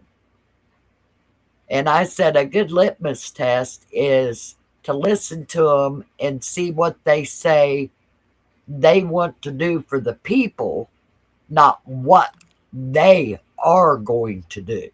Yes. And if they're going to do something for the people, you will hear what you're concerned about being addressed. Yeah. If they want to do it for themselves, that's all you're going to hear is the I word. Yeah, true. True. And that's where I think a lot of people got endeared to Trump, because he said we. And I mean, he was answering what the people were concerned about, what we were asking to be done. Yeah. And when somebody goes into office and does that, yeah, they're in line for greatness. Yeah. We have Canary King in the chat, and maybe you'll help me to respond to his comments in the chat. He says, America is a representative democracy, so having a voice or representation is important. I think reacting to my statement about who gets to run, and then he also says that the office of the president is only open to Americans born in America. However, at the local level or even at Congress, it's open to various constituencies. I want to say that there's nothing wrong with people of immigrant descent voting. My problem is first or second generation immigrants voting, because so far, from what I've seen in Congress, it's looking like a disaster. That's what it's just a sentiment. And I just want to know what other people think about it. Are there people of immigrant backgrounds or origin who have great ideas for the American people, like Vivek? He does have great ideas for the American people, but you're having more people talk about things that are just horrible and hateful to the American spirit. Okay, the Ilhan Omars and Rashida Tlaibs of this world. So what do you think? So what would you say about to his comments? Well, we've had far and few between Kissingers. Wow.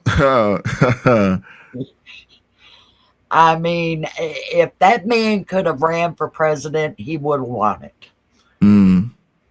But I think that as far as politics go and the federal government, there is proper placement for immigrants to hear their voice and their concerns and their input, but it's not in an elected position.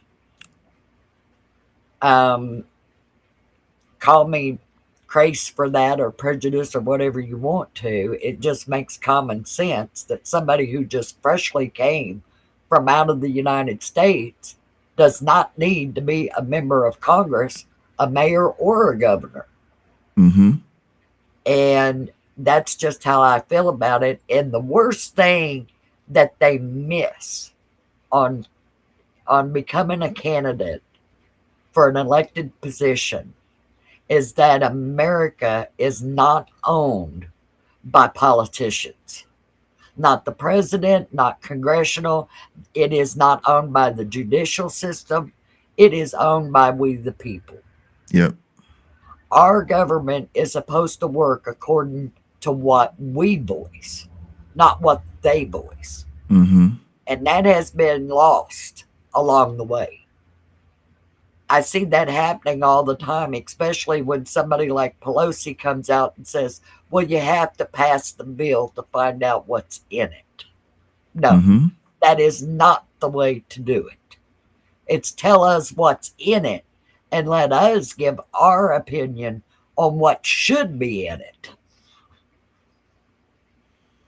Because it's our government, not yours. Yeah. Sorry, I am trying to see if I can quickly find that video. It's in my hard drive. It is insane. It's insane to hear what she said about okay. It's going to take a while to find it. Okay, it's insane to find them say these things out loud in the open. And zero consequences. Like years later, it comes out. It's like, how did this person remain in office? How did the American people hear this and no one was outraged? Canary King also says representation is part of the fabric of America. In fact, it actually gave birth to America. Taxation without representation, the Boston Tea Party. And he also says, I agree with Patricia that it is we, the people, not the ruling class of politicians. And China would be very, very beneficial to understanding that a president is not America, that Congress is not America. The people here are America. In fact, I watched a video that a person said that America would be one of the worst countries to send an army in to take it over, because the American citizens would take up arms against it. Yeah. And that's worse than fighting a country with a good military. Yeah. Canary King also says, unfortunately, the politicians think they are now lords ruling over the people. Reminds me of the feudal lordships that existed in Europe before countries were formed. Yeah. They were all fighting at each other and trying to outdo each other and take over each other's positions of power. And that would have went on forever, like in the Middle East, until the people came together and said, no, we want one country and one ruler. Yeah. We don't want 20 different people saying they're going to kick somebody's butt.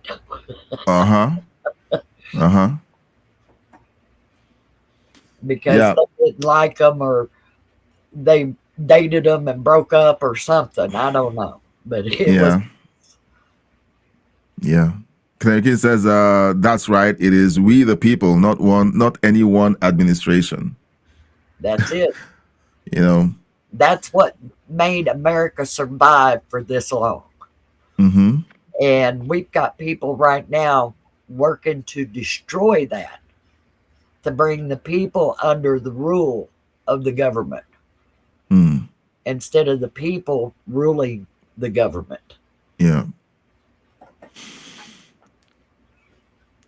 All right. So I have a thought, and this is kind of a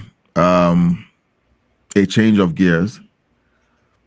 On Friday, we're going to be starting our new foray into ancient civilizations, and every time I think about it, my skin tingles. Like, I'm so excited that we're going to be doing that. Canarican is like chomping at the bits.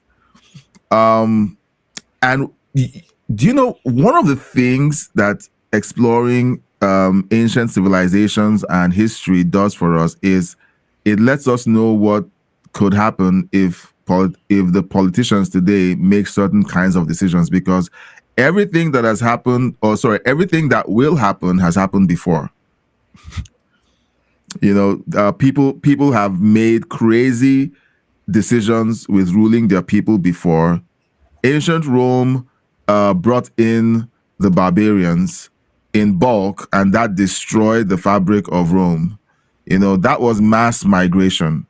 They were great at assimilating, but you only have to do it a little at a time. And they decided that they could do it in bulk. And once they brought in large groups of Germans into the Roman population, those groups formed their own sub-communities within the Roman population, and that spelled the beginning of the destruction of the Roman Empire. You know, all that has happened before. And every time you point to history, it is just a clear lesson that, look, you don't make these mistakes because people have tried it before. It doesn't work. Socialism has been tried many times. It doesn't work. It's always socialism. It was tried in America in the late 60s. It was tried by people who other people labeled hippies. Yes. They set up communes and we're going to live all together and share all the bills and all the profit. Yeah. And what they found out was that the people who worked ended up paying for everything. Yes. And the people who didn't work just took advantage of it. So it fell apart. None of them went into existence long term. Yeah. They would last like maybe 2, 3, 4 years and they were gone. Yeah. Because the ones who were doing all the work got fed up with paying everybody else's way. Exactly. And that it always happens that way. Always.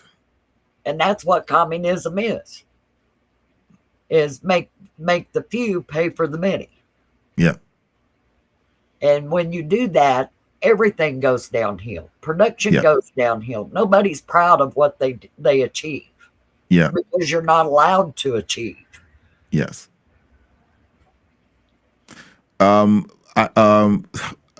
I was about to say something, but let me just add this before I switch over to what I was about to say.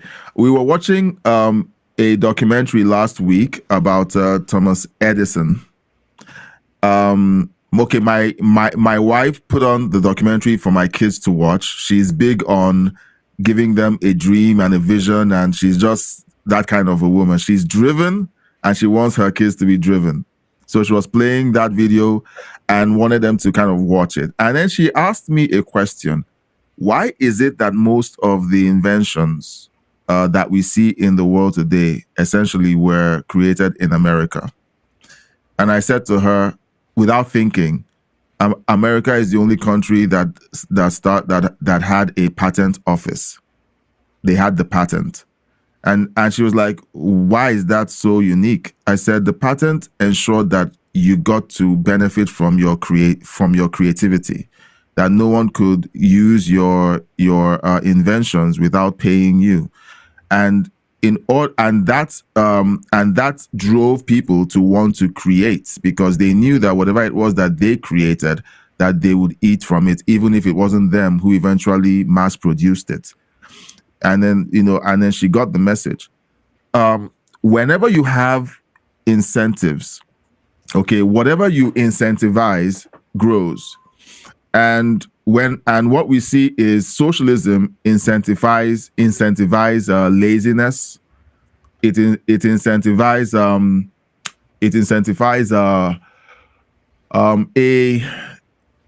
a dependency on the state. So you know that no matter what you do, you're always going to be taken care of by those who are doing all the work. But capitalism, it incentivizes hard work, innovation, entrepreneurship, creativity. It does all of that.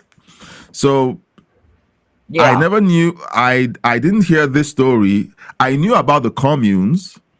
I knew about the communes. I heard about them, but not in relief to the fact that that was actually an experiment in socialism. I didn't see it from that perspective. So that's another thing that have learned today. Right. Well, so I'm still mad about the spaghetti pot with the holes in the lid. Some guy invented that, and a woman should have came up with that idea. Exactly. Exactly. Put the pot over and drain the water out without taking the lid off. Exactly. I should have. So I have one more question, and then maybe we'll call it an afternoon, and then we'll be back tonight.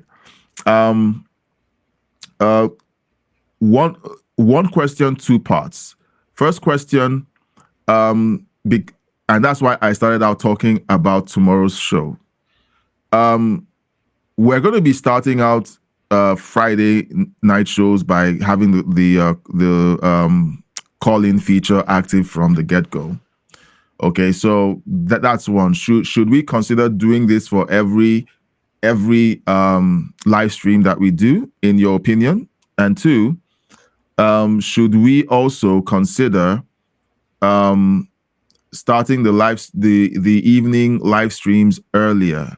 I've seen that there are a bunch of people who watch while they are either working at night, or there are people who are in a different time zone that might want to join the live stream. I am considering, and the decision we or whatever we conclude during this conversation isn't going to immediately impact the live streams. But the idea is we would like to be able to have the live stream available for to more people, and we also want to be able to have the call-in feature be part of the character of the show. Now, what are your thoughts about those two ideas simultaneously? Should we activate call-in features all the time for every live stream? One, should we make the evening live streams happen earlier in the evening? It's just a question that I feel like I would like you to kind of weigh in on. I like the idea of just having the call-in just up there. Okay. And see where that takes you. Okay. And the second part,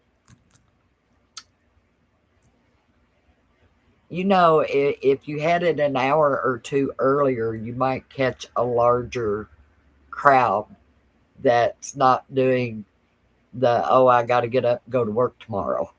Okay.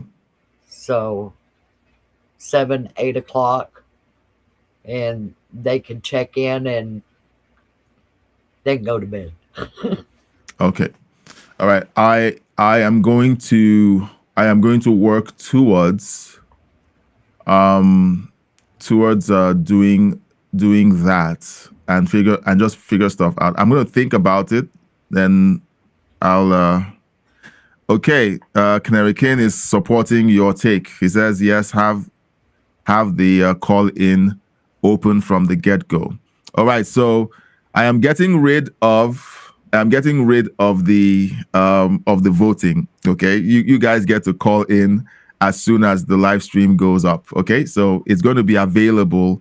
I'm going to add the link to the call in when the live stream is created. So whenever you join, it's always going to be there. You can call in, and then like I said, you, Patricia, Canary King, and Tony, who lives in Australia. I don't know how he does it, but sometimes he's up at 2 a.m. to watch the show. So we're going to have a special dispensation for you guys to be able to join the show from beginning to end and just help to weigh in on the stories and give your thoughts and opinions. But everyone else gets to call in and just ask a question or give a suggestion. They get maybe 3 to 5 minutes to be on, and then they're off. So I'm looking forward to this being very exciting, starting with tomorrow. I'm sure that Canary King would like to be on the call-in tomorrow. He just can't wait. Yeah. Because it's going to be an amazing show. It is. Yeah. So, all right, guys. We just crossed the 2-hour mark. Patricia, amazing as always. I feel like anytime anytime I don't see Canary King or you in the chat, I feel like the show hasn't really started. That's how I feel, and I'm being very honest about it. Yeah, I'm being very honest about it. Canary King has days when he's busy, and whenever he doesn't show up, I feel like there's something wrong, And there was a week when he wasn't on for 2 days, and then he got back and said he took a trip and he had something to take care of, and I was like, okay, that's a relief, because it felt like he was no longer coming back just for 2 days of live streams. It was weird. And then for you, there are days when you're busy and you're taking care of things. You're taking your daughter to therapy and stuff, and you can't make it. And when I don't see you in the chat, it's like, I hope she's okay. And then you jump into the comment section, and I'm like, okay, there she is. So I get to still alive. Yeah. So yeah, and you're gonna have many more years, Patricia. The world needs you. Okay, the world needs you to hang in there and help us understand the insanity that we see. Like what you just said about the communes, I didn't understand. I knew that was happening, or that it happened, and till today there are still communes, in the United States, but I never knew that was just a socialist experiment to say, hey, look, it works. We're doing this, and you guys don't want to do it nationwide, and yet it continues to fail, and they still want they were socialism. walking around barefoot, putting daisies in everybody's hands, and everything was hunky-dory until somebody had to pay the bills. Exactly. It's sad, but it's a fact. All right, we're gonna have to shut this down cold turkey. It's hard to just say, okay, let's stop when you're having fun. Not as much fun as we're going to have tomorrow night. So guys, don't miss tomorrow night's show. I will be driving carefully back after the trip tomorrow, okay? Because I'm going to make sure that I stay within the speed limit, because I'll be so excited to get back to live stream tomorrow's show. But we're going to have a lot of fun tomorrow. Okay. And like I said, tonight we're going to be on at 9 p.m. Eastern. Join us. We are definitely going to be having fun every day. The call-in feature will be up from the get-go tonight. So we're going to be doing this based on our conversation. It's a good idea, and everyone wants that. Okay, guys, thank you for joining us, everyone who watched up to this point. Thank you for watching. If you like what you've seen and you want to stick around, please subscribe. Hit the bell icon to be notified whenever we go live. And consider hitting the thumbs up button to let YouTube know more people like you should see this video, and consider sharing this with your family and friends. So until tonight, when we get back together at 9 p.m. Eastern, goodbye, and I'll see you on the next one. Bye. Bye, Patricia. Everyone.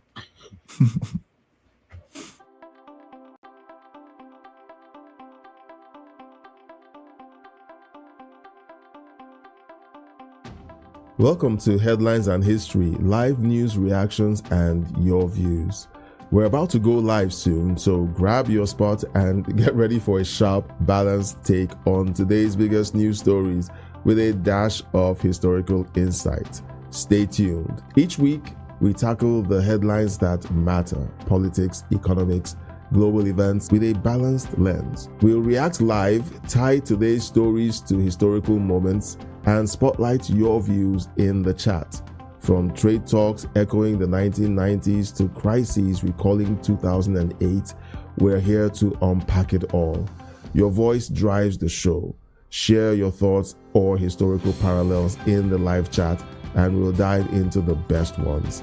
It's news, context, and community all in 1 hour. We're moments away from launching Headlines and History.